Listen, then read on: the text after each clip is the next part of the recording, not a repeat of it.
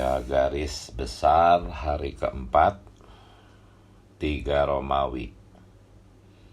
Di atas salib Kristus menciptakan manusia baru di dalam dirinya dengan membatalkan dalam dagingnya perintah-perintah dan ketentuan-ketentuan hukum Taurat. Tembok pemisah itu. Oh Tuhan Yesus. Jadi tadi kita doa bacakan Efesus 2 ayat 14. Ya, bahwa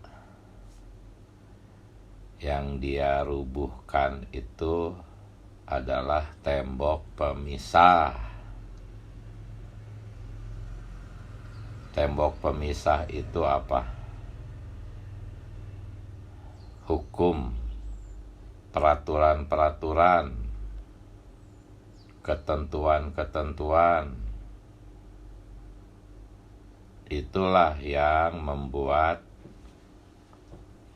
manusia terpecah belah, khususnya dalam hal ini keluarga Allah, sesama kaum beriman, sesama orang Kristen. Ya, ada perseteruan kalau di Efesus 2 ayat 14 itu. Tembok pemisah. Dan ini sudah dirubuhkan dengan apa? Dengan membatalkan semua perintah-perintah, semua ketentuan-ketentuan. Jadi ketentuan-ketentuan di sini, perintah-perintah di sini itu bukan perintah-perintah moral ya, tetapi perintah-perintah yang bersifat ritual, tata cara, peraturan-peraturan mengenai yang berhubungan dengan ritual dan tata cara ya, seperti sunat atau memelihara hari-hari tertentu, atau mengenai makan makanan tertentu ya, peraturan-peraturan semacam itulah yang harus kita tanggulangi di dalam penghidupan gereja, dan bahkan menanggulanginya itu harus dengan sangat serius. Kita harus membenci sesuatu yang memecah belah. Segala sesuatu yang sifatnya memecah belah sesama anggota tubuh Kristus itu harus dibenci melebihi dosa. Kalau Anda mempelajari bagaimana sikap Tuhan terhadap perpecahan, Tuhan begitu membenci perpecahan melebihi dosa. Ya, karena perpecahan itu langsung merusak hasrat hatinya. Apa? Tubuh Kristus, gereja. Sedangkan dosa justru membuat orang jadi perlu Tuhan. Ya. Betapa seriusnya perpecahan. Jadi mengenai peraturan-peraturan ini yang dibatalkan oleh Tuhan ini, kita harus paham betul dan menanggulanginya dengan sangat serius di dalam gereja lokal kita. Pertama-tama, kita harus membenci semua peraturan-peraturan yang memecah belah. Ya. Tetapi ingat, ini bukan hukum moral, bukan peraturan moral. Artinya kalau memang ada dosa, ada hal-hal yang asusila, itu bukan kita kompromikan. Ya. Nanti kita akan coba melihat bagaimana melihat ini. Jadi sekali lagi, hukum yang dibatalkan di sini itu adalah bukan perintah-perintah moral yang berkaitan dengan dosa dan asusila, tetapi perintah-perintah ritual, ya, seperti sunat atau memelihara hari-hari tertentu atau memakan makanan tertentu, peraturan-peraturan tentang makan. Intinya, Kristus harus menjadi satu-satunya sumber aturan kita, gitu ya. Kristus harus menjadi satu-satunya hukum yang mengatur kita. Apakah ini? Ini adalah hukum roh hayat yang di dalam Roma 8 ayat 2. Segala perkara boleh dan tidak boleh, kita harus kembali ke dalam roh untuk memeriksa apa yang Kristus mau. Kristus harus menjadi satu-satunya sumber. Dan biasanya Kristus itu tidak pernah ngomong boleh atau nggak boleh. Kristus itu memberikan kesadaran yang penuh.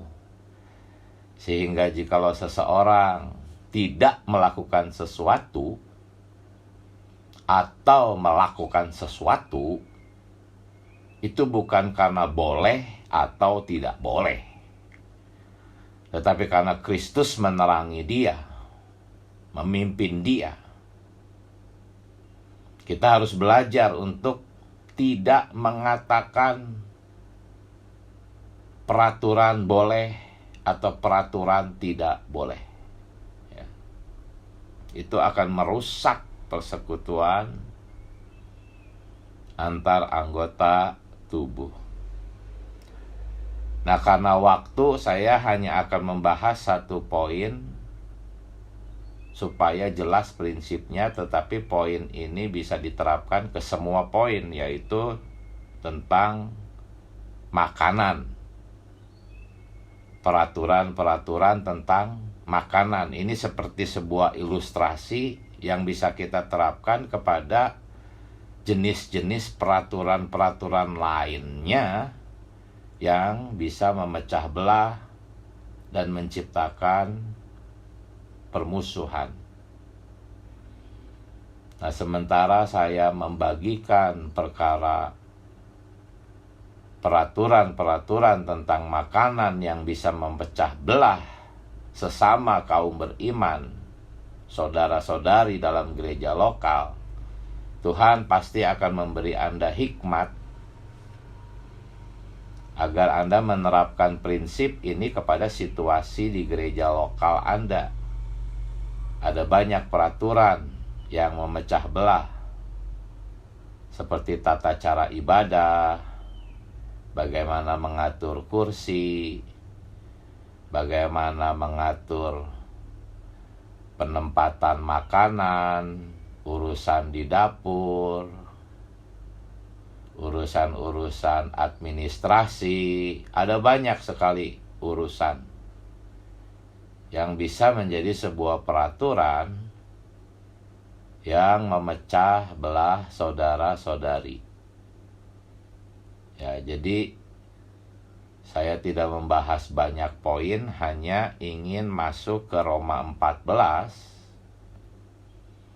satu pasal tentang sikap kita mengenai makanan, khususnya terhadap orang-orang yang masih lemah imannya, yang masih belum terlalu jelas terhadap kebenaran-kebenaran firman,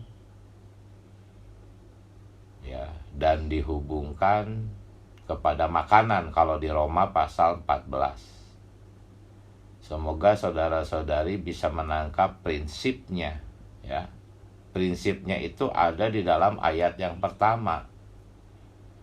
Roma pasal 14. Terimalah orang yang lemah imannya. Maksud lemah imannya di sini mungkin dia orang baru, belum terlalu jelas terhadap kebenaran-kebenaran firman, sedangkan kita mungkin lebih jelas karena kita sudah lebih lama di pemulihan Tuhan. Ingat, terimalah orang yang lemah imannya macam itu, ya, tanpa mempercakapkan pendapatnya. Tanpa mempercakapkan di sini tuh tanpa mempermasalahkan, ya. Tanpa memperdebatkan apapun pendapatnya. Sekali lagi, ini bukan soal dosa. Kalau pendapatnya berjinah itu boleh, nah baru itu boleh kita pimpin dia. Atau dia berkata bahwa boleh berbuat dosa, nah itu baru kita boleh membimbing dia. Tetapi kalau mengenai soal makanan yang disampaikan di dalam Roma pasal 14, salah satu contohnya, atau peraturan-peraturan yang sifatnya bukan dosa, tidak, ya, kita tidak dan jangan mempercakapkan, menghakimi, mempermasalahkan pendapatnya, ya. Lalu ayat yang kedua, yang seorang yakin bahwa ia boleh makan segala jenis makanan. Siapa ini? Ini mungkin orang-orang yang pengetahuan firman sudah lebih maju, ya. Dia merasa boleh makan segala jenis makanan. Dia tahu bahwa dalam Markus 7:19 Tuhan berkata semuanya itu halal. Dalam Kisah Para Rasul 10 ayat 9 sampai 15, di sana kan Petrus disuruh makan semua binatang yang najis. Jadi semua boleh. Paulus juga di dalam Roma 14 ayat 14 mengatakan bahwa hanya bagi orang yang merasa itu najis, maka itu najis. Hanya bagi orang yang merasa itu najis. Jadi kalau orang-orang yang merasa hati nuraninya tenang, ya nggak najis. Ya, mungkin karena punya pengetahuan firman seperti ini, jadi dia yakin gitu ya, bahwa ia boleh makan segala jenis makanan. Lalu dia melihat ada saudara-saudari yang masih lemah imannya, merasa nggak boleh makan ini, nggak boleh makan itu. Dia merasa mungkin nggak boleh minum bir, nggak boleh makan darah, atau nggak boleh makan makanan yang dipersembahkan kepada berhala mungkin, ya. Itu semua kan ada ayatnya. Walaupun dangkal sebetulnya memahami tentang larangan makan darah, atau makan makanan bekas berhala. Itu kan ada di Kisah Para Rasul 15 ayat 20, 1 Korintus 8 ayat 1 sampai 13. Ya, nggak boleh makan darah, nggak boleh makan makanan yang bekas berhala. Sebetulnya bukan nggak boleh. Kalau kita berkata nggak boleh itu dangkal sebetulnya ya. Konteksnya bukan boleh atau tidak boleh.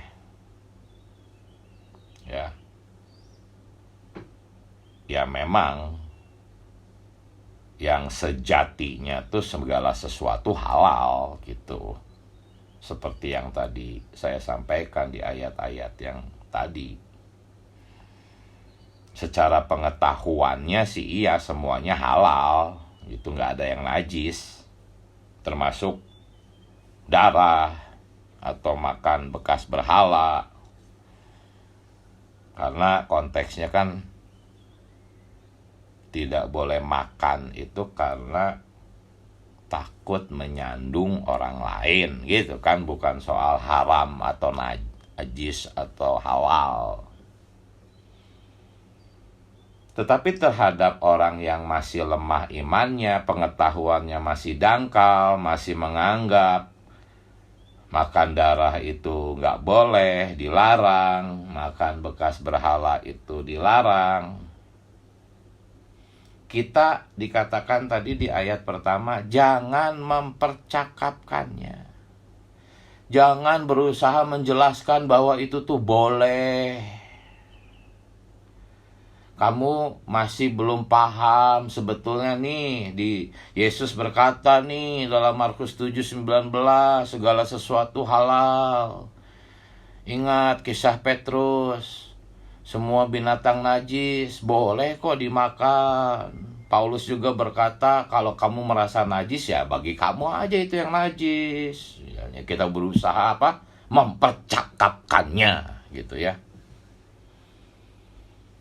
Roma 14 ayat 1 mengatakan jangan mempercakapkannya, terimalah orang itu, sudah jangan mempercakapkan pendapatnya, jangan berusaha menjelaskan. Dulu saya mengalami ini, saya coba jelaskan, malah dia nggak mau bersidang lagi. Ya, ketika saya masih di denominasi itu, saya coba jelaskan, malahan dia nggak mau datang lagi. Dia dari agama seberang, sudah mau percaya Tuhan. Saya coba mempercakapkan pendapatnya, malah dia nggak mau datang lagi, karena dia merasa nggak sama gitu antara dia dengan saya. Nah, inilah yang dimaksudkan ayat doa baca kita tadi. Peraturan-peraturan itu seperti tembok pemisah. Itu seperti perseteruan. Tadinya saya udah akrab dengan orang itu. Sekarang dia memiliki sekatan, ada perseteruan antara saya dengan dia. Gara-gara saya menjelaskan ayat-ayat yang memang benar gitu. Yesus berkata dalam Markus 7:19, semuanya halal. Paulus juga berkata hanya bagi orang yang najis, itu najis. Saya jelaskan itu benar, semuanya nggak salah, doktrinnya itu tepat. Tapi itu malah jadi peraturan, saudara-saudari. Apa ayat-ayat yang saya sampaikan itu akhirnya jadi peraturan yang justru menciptakan tembok pemisah. Luar biasa, bayangkan. Ayat-ayat perjanjian baru, bukan perjanjian lama. Ayat-ayat perjanjian baru yang sebetulnya mulia, mustika kebenarannya itu. Karena disampaikan dari diri sendiri, bukan Kristus yang menjadi sumber perkataan saya. Karena saya sampaikan tanpa melatih roh, tanpa kembali ke dalam roh, hanya opini, pendapat. Firman yang begitu mustika menjadi satu peraturan. Akhirnya peraturan ini menimbulkan perseteruan. Ada tembok pemisah. Tuhan Yesus sudah merubuhkan tembok pemisah ini. Saya mendirikannya kembali. Akhirnya, ya sudah, entah kemana dia, kembali lagi ke agamanya mungkin. Oh Tuhan Yesus, betapa seriusnya perkara mendirikan peraturan, saudara-saudari. Ya, saya dengan dia akhirnya berdebat. Ya, saya tetap mempertahankan doktrin yang benar ini.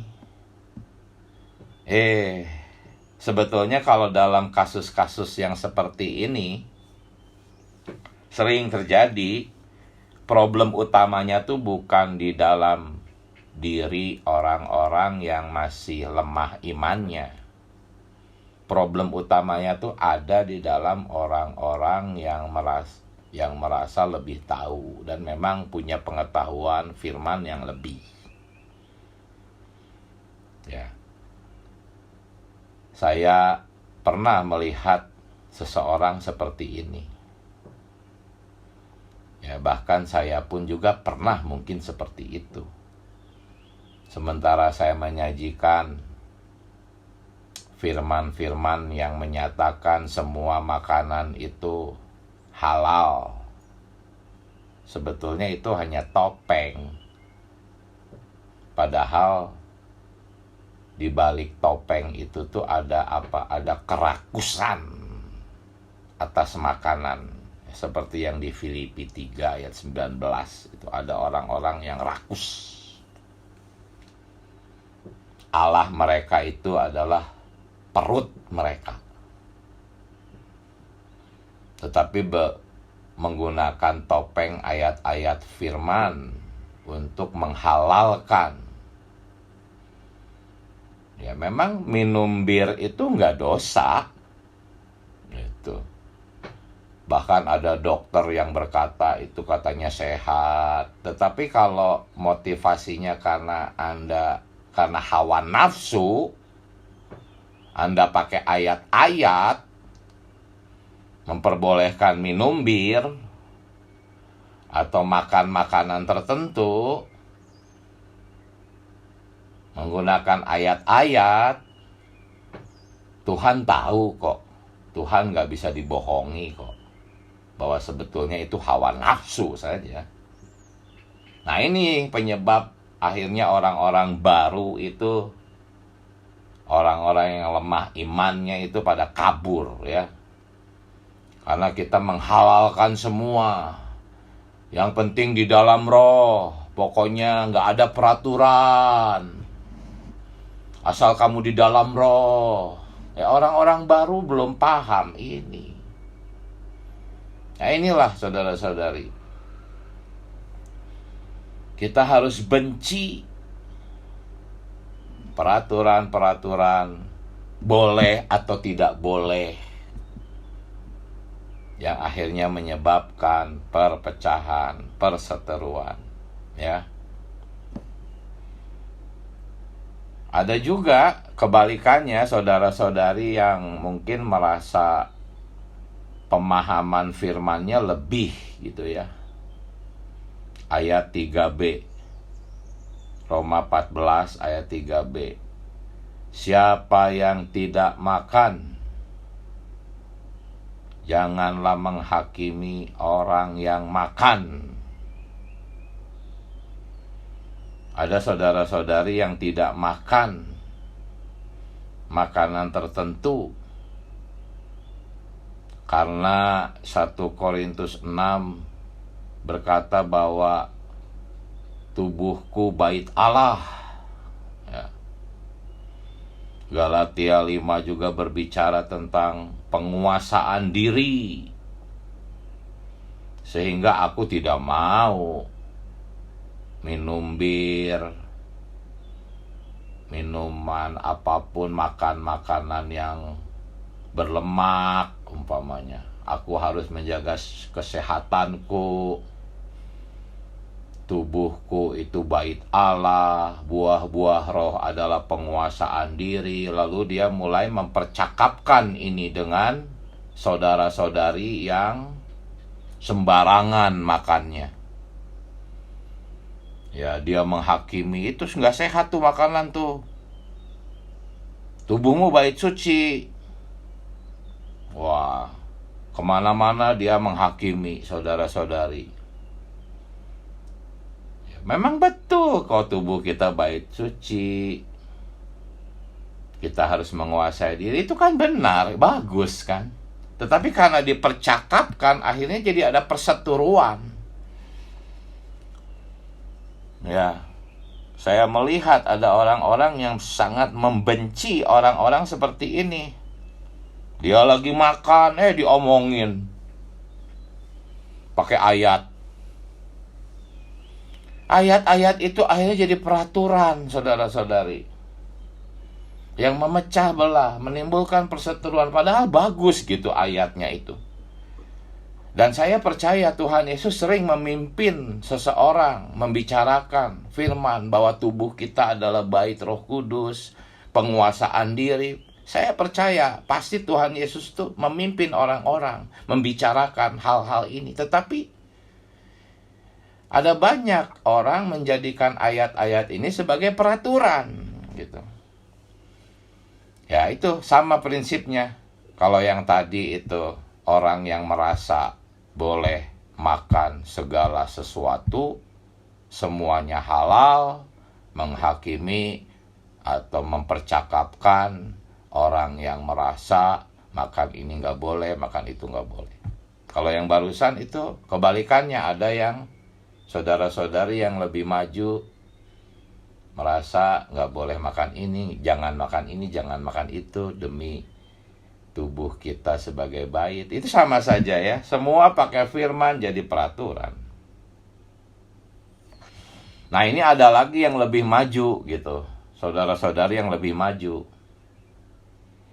terhadap dua jenis saudara-saudari yang tadi sudah dicontohkan. Mungkin dia menegur gitu ya, bahwa makanan itu boleh atau nggak boleh, yang penting jangan menyandung orang. Ya, kamu tuh udah menyandung orang. Bagus kan nasihat ini ya? Tapi ternyata ini pun bisa jadi peraturan kalau kita ucapkannya bukan bersumber dari Kristus di dalam roh. Karena kita melihat, waduh ini salah, ini benar, lalu kita mengkoreksi pakai ayat. Hai saudara, kamu merasa bebas makan segala sesuatu. Ya betul, tetapi jangan jadi batu sandungan ya. Hai saudari, kamu merasa jangan makan ini, jangan makan itu karena tubuhmu bait Roh Kudus. Ya tapi jangan jadi batu sandungan ya. Nah, dia jadi menghakimi orang juga sama gitu. Lihat, ayat-ayat jadi peraturan. Oh, betapa seringnya kita itu menggunakan ayat-ayat, tetapi ayat itu akhirnya jadi peraturan. Peraturan yang memecah belah, menimbulkan perseteruan. Saudara-saudari, sama saja. Ingat, terimalah semua orang tanpa mempercakapkan pendapatnya, bicarakan saja Kristus. Latih roh saja bersama-sama dengan dia. Ajak saja berdoa, ajak menyeru. Nikmati Kristus saja. Baca saja sama-sama. Baca FKKP sama-sama atau baca buku sama-sama, sudah. Tidak perlu mendirikan peraturan, menggunakan ayat-ayat yang di pemulihan Tuhan.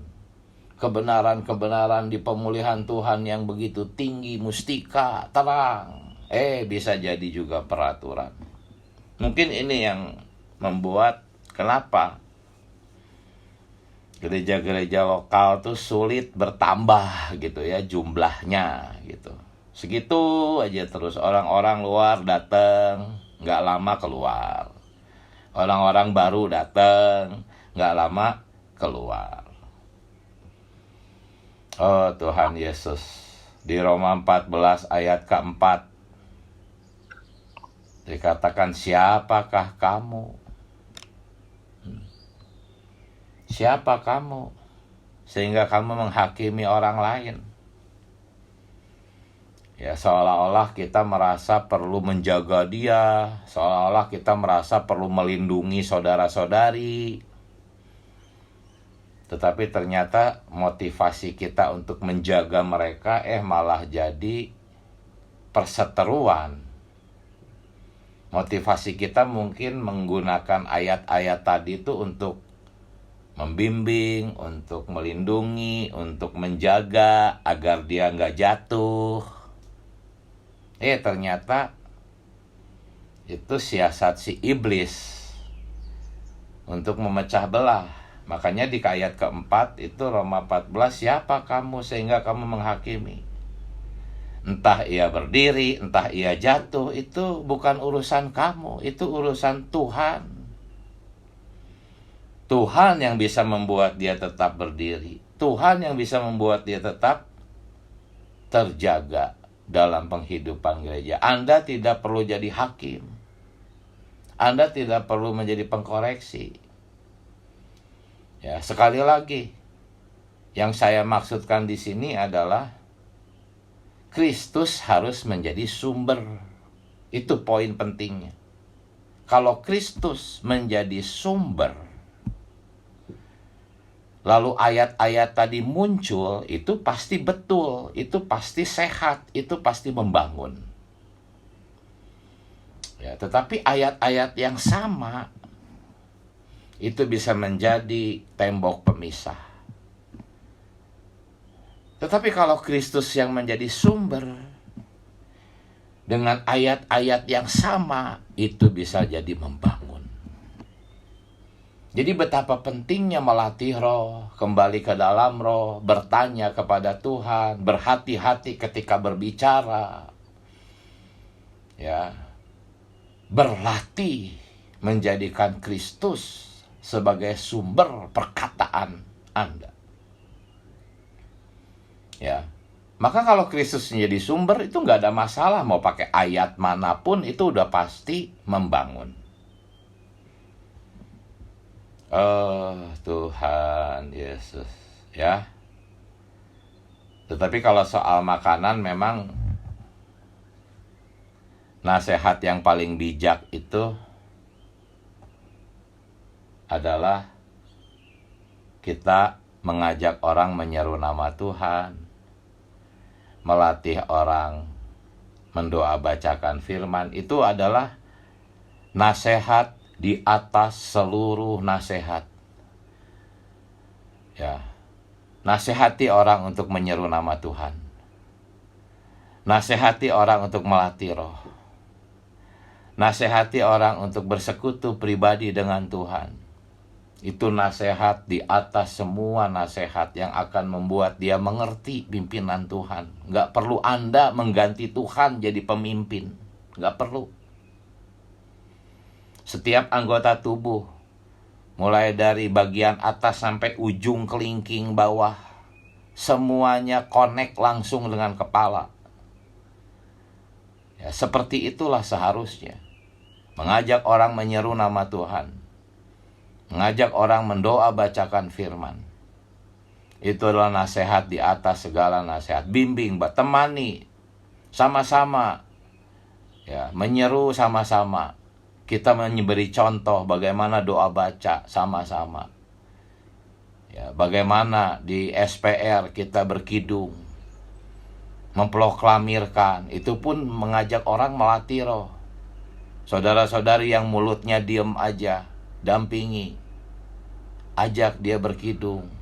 Oh, itu semua melatih roh. Ketika roh saudara-saudari itu dibarakan, udah nggak perlu dikoreksi, nggak perlu ada nasihat boleh atau nggak boleh, nggak perlu ada peraturan-peraturan. Kristus menjadi sumber. Ya, bahkan nasihat-nasihat yang baik seperti menjaga kesehatan, memilih makanan yang baik, itu pun bisa jadi pemecah belah. Karena sikap kita mengoreksi, menghakimi. Oh, kalau kita semua punya sikap yang tepat, menjadikan Kristus sebagai sumber, ya, satu-satunya sumber. Kita tidak mengizinkan apapun, peraturan, latar belakang, kebudayaan kita, kebiasaan kita yang menjadi sumber kita. Satu-satunya sumber Kristus. Pasti gereja lokal itu bertambah jumlahnya, pasti. Ya. Setiap tahun pasti bertambah jumlahnya, saudara-saudari.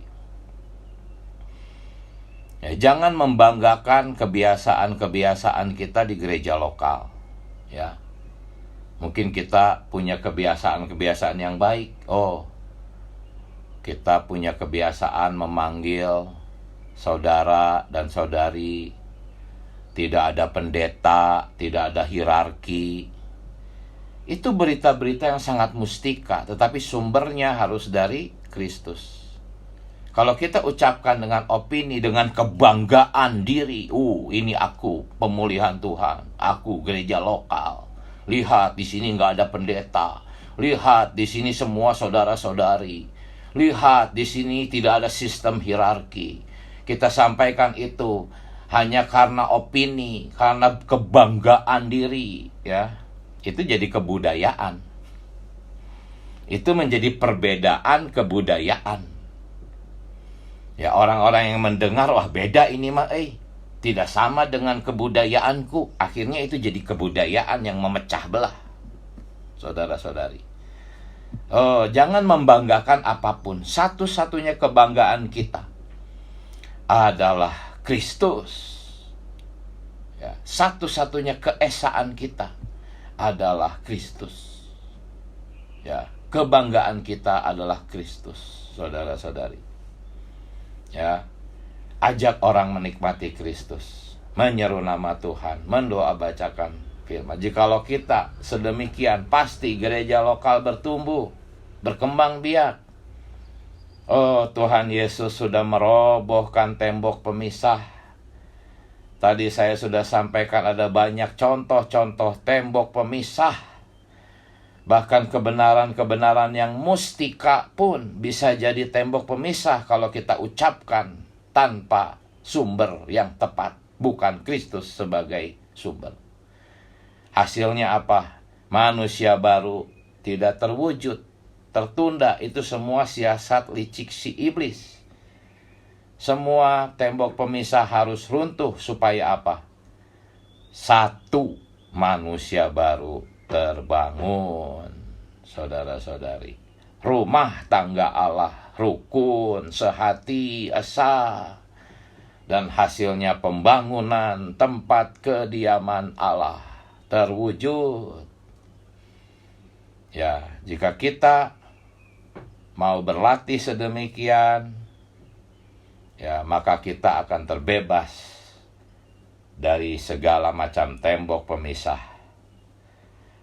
Kekristenan hari ini harus menjadi pelajaran bagi kita, saudara-saudari. Di dalam kekristenan itu penuh dengan perbedaan. Tembok-tembok pemisah, merek-merek denominasi itu adalah tembok-tembok yang sangat kuat, yang sangat tinggi. Lebih tinggi dan lebih kuat dari tembok macam apapun. Ya, penuh dengan perpecahan. Karena apa? Karena ada banyak peraturan yang walaupun alkitabiah tetapi memecah belah. Perbedaan doktrin, perbedaan sumber, perbedaan pendetanya, kebanggaan-kebanggaan kepada denominasinya masing-masing. Itu semua memecah belah. Kita pun hati-hati, kita sering bangga terhadap pemulihan.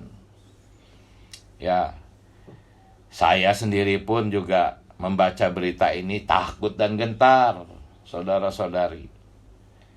Ya, terhadap orang-orang baru saya harus menyeru nama Tuhan, berlatih agar berbicara tidak terlalu keras. Saya sendiri juga banyak menerima teguran. Kadang-kadang seringkali muncul perkataan-perkataan yang karena bangga diri, aku pemulihan, aku mengerti kebenaran. Ya tentunya kalau sudah di depan mimbar, sulit untuk memisah-misahkan. Cuman ketika kita bertemu secara pribadi, bersekutu pribadi 2 orang, 3 orang, nah disitulah kita harus hati-hati. Kristus saja harus menjadi sumber segala perkataan kita, sikap kita, ya, sehingga kita bisa memiliki apa? Pemulihan hidup gereja, saudara-saudari. Di kekristenan itu nggak mungkin ada pemulihan hidup gereja. Denominasi-denominasi itulah yang membuat mereka tidak mungkin punya penghidupan gereja, ya. Baik saudara-saudari, inilah kenikmatan saya di hari keempat. Mari silahkan dibagi nikmatkan, silahkan.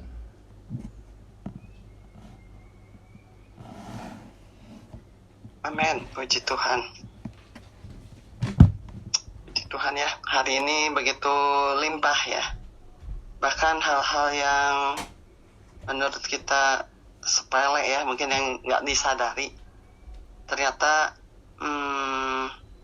tanpa terasa kita itu sudah membangun tembok ya. Ternyata ada tembok-tembok pemisah yang sudah Tuhan Yesus robohkan.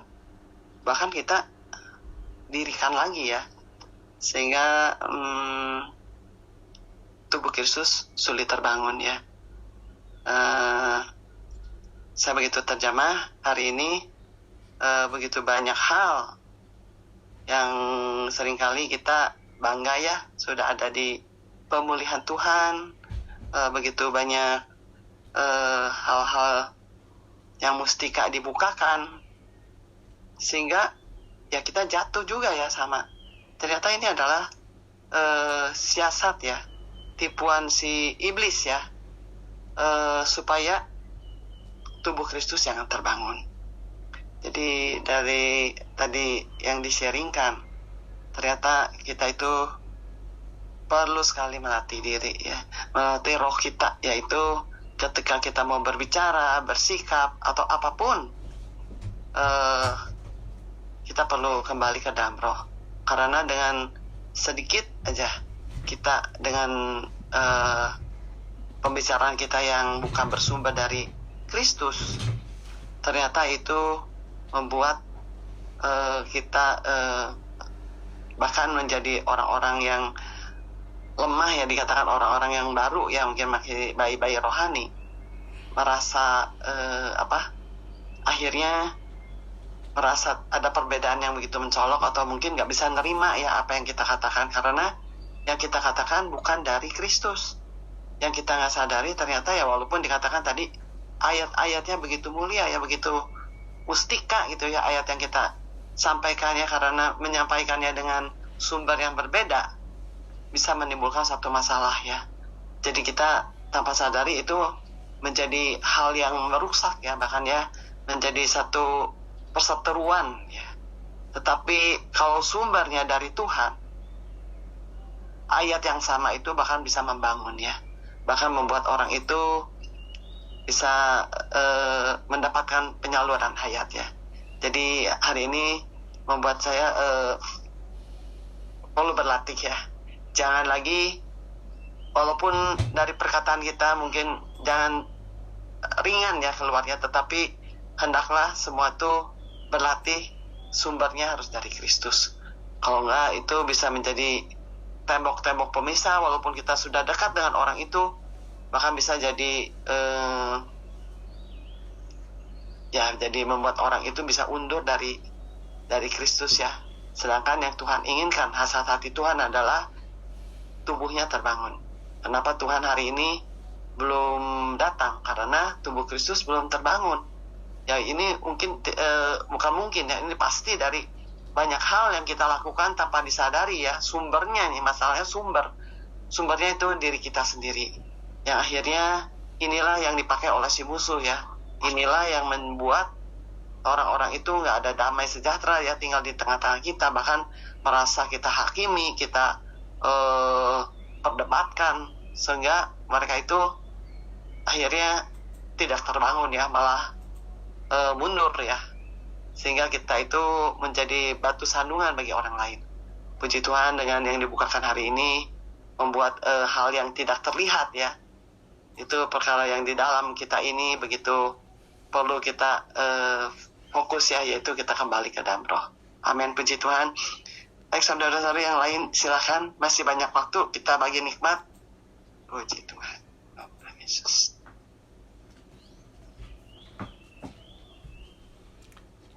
Amin, puji Tuhan, saudari.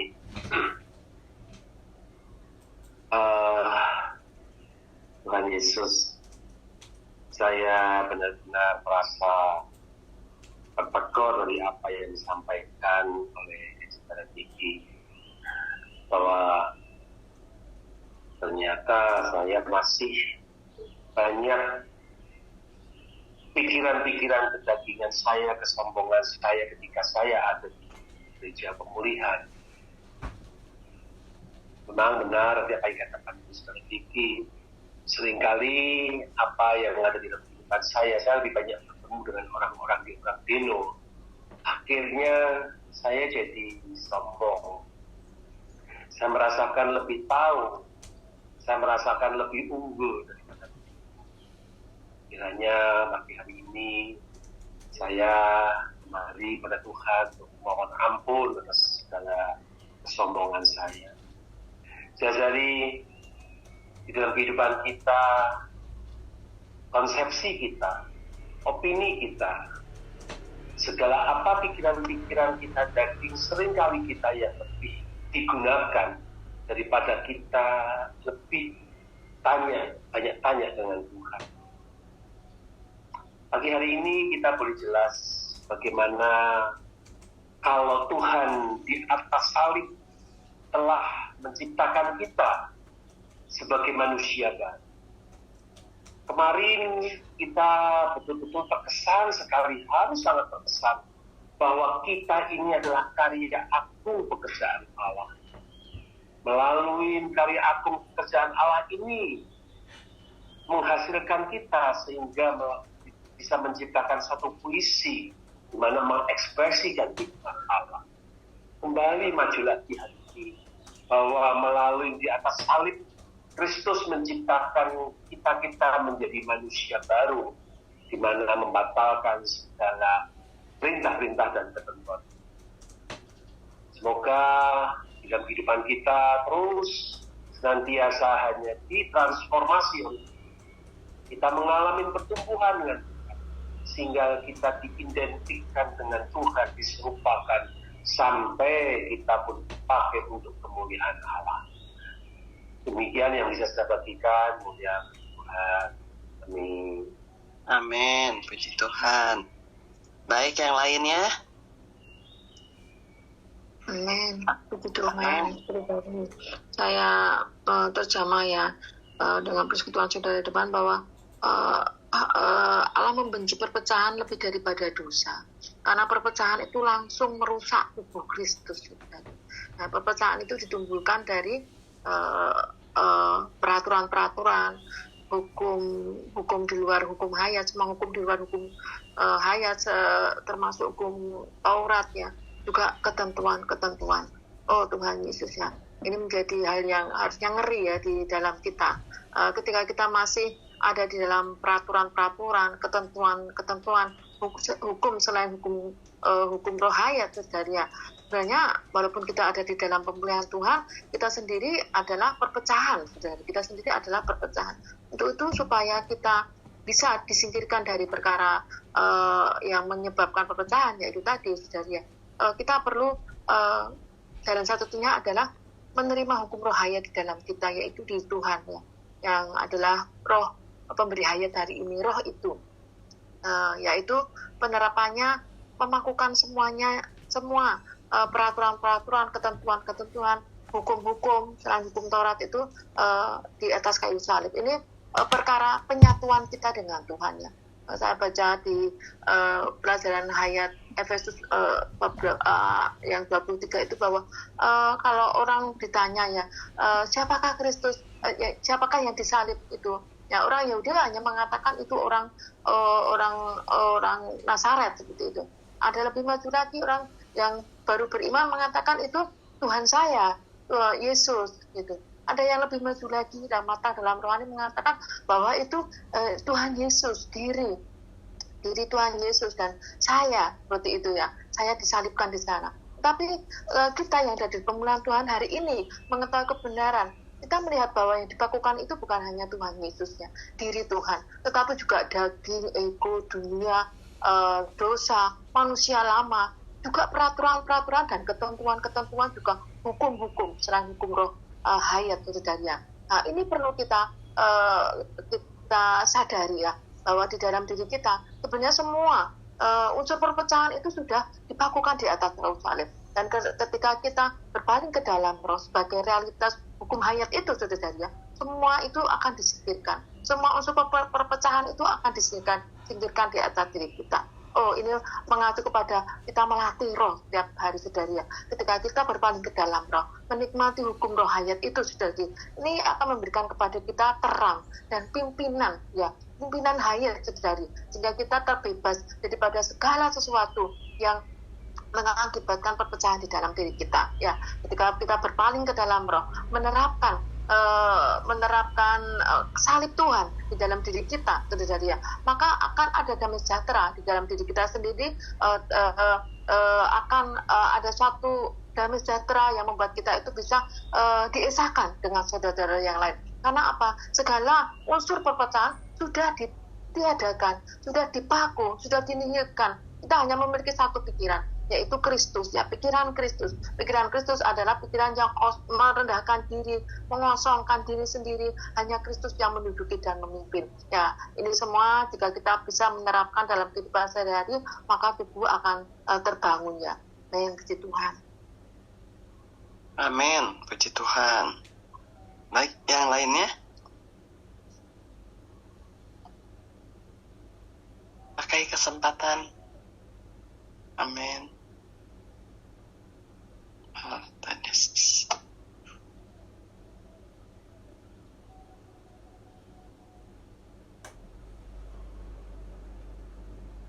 Saudara-saudari, pakai waktunya, saya masih bisa satu orang. Amin. Amin, puji Tuhan. Amin, puji Tuhan ya. Pagi ini saya juga kembali diterangi ya dari apa yang disampaikan saudara yang di depan. Kalau tadi membicarakan mengenai makanan ya, juga peraturan-peraturan yang sudah Tuhan akhiri di atas kayu salib ya.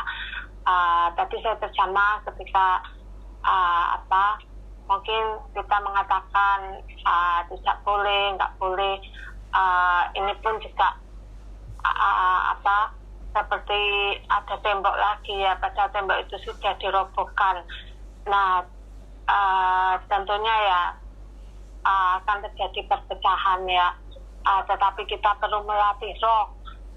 Saya jadi ingat ya, waktu saya awal-awal masuk ke pemulihan, saya pun juga pernah bertanya ya pada saudari yang mengajak saya ya, waktu itu apakah saya boleh memakai ini atau memakai itu ya. Tetapi saudari itu mengatakan ya, dia tidak mengatakan boleh atau tidak boleh ya, tetapi dia hanya mengatakan tanyalah Tuhan yang ada di dalam ya, berlatih untuk melatih roh gitu. Perkataan itu mungkin saya pun bingung ya, karena masih awal-awal, tetapi saya sangat bersyukur ya dengan perkataan itu. Akhirnya saya pun juga terdorong untuk terus melatih roh, tinggal di dalam roh, menyeru nama Tuhan. Akhirnya bukan karena boleh atau tidak boleh, tetapi roh yang di dalam itu yang berbicara ya. Inilah yang saya nikmati ya, dan kita pun juga hari ini ya kembali melatih roh, berpaling ke dalam roh, sehingga tidak lagi mendirikan tembok pemisah itu ya. Tadi dikatakan ya, saya juga terjemah, kita dapat menerima semua orang. Amin, puji Tuhan.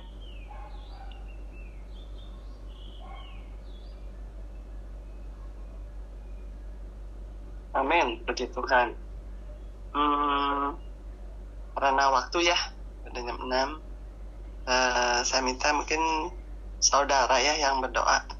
Apa saudara Agus? Amin, puji Tuhan. Amin. Mari kita berdoa. Tuhan, kembali henti-hentinya kami mengucapkan syukur atas apa yang telah kami terima. Amin.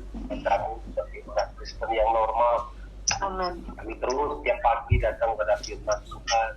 Kami mau membayar harga untuk kami terus berlatih. Amin. Walaupun di dalam kami mendapat Sion ini kami kadang kala jatuh, tapi tetap kami menengah ke atas terus. Kami ingin menuju ke Yerusalem. Tuhan, kami ada di Tuhan. Kiranya Pak ampuni akan segala dosa-dosa kesombongan kami. Ya, benar. Anak-anak Tuhan yang kami menjadi anak-anak Tuhan yang terus seperti mencerminkan Tuhan, yang terus hidup di dalam Tuhan. Tuhan, tujuan kami bergereja adalah kami boleh menjadi pemenang. Kami mau menjadi orang yang lain daripada yang lain itu. Kami ingin menjadi orang Kristen yang normal. Tuhan pimpin kami sepanjang hari ini. Biar kami terus membawa kematian Tuhan. Sehingga kami terus dilihat oleh orang lain bahwa ada Kristus dalam kehidupan kami. Terima kasih Tuhan. Amin. Puji Tuhan. Puji Tuhan. Terima kasih semuanya. Amin. Terima kasih saudara-saudari. Terima kasih saudara Diki. Amin. Puji Tuhan. Ya, amin. Puji Tuhan. Amin.